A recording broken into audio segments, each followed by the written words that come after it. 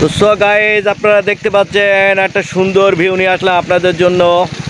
এটা আমাদের যশোর চাষরা মেডিকেলের ঠিক পিছনে, টার্মিনালের পিছনে একদম পুরো পুকুরের ঘেরে নিয়ে আসলাম আপনাদেরকে আমি।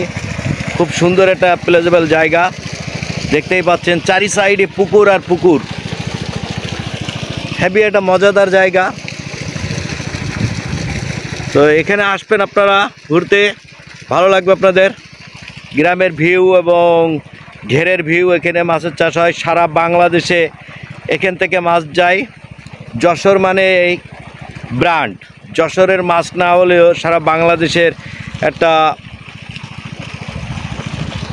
তো যশোর মানে ব্র্যান্ড কথাটা বলি, কিন্তু আমরা যশোরের ভাষাভাষীর মানুষ, যশোরের মানুষ যেহেতু যশোর মানে ব্র্যান্ড বলি কেন, যশোর তরকারি, মাছ এবং বিভিন্ন ধরনের খাবার এক্সপোর্ট ইম্পোর্ট সব যশোরের থেকেই হয়।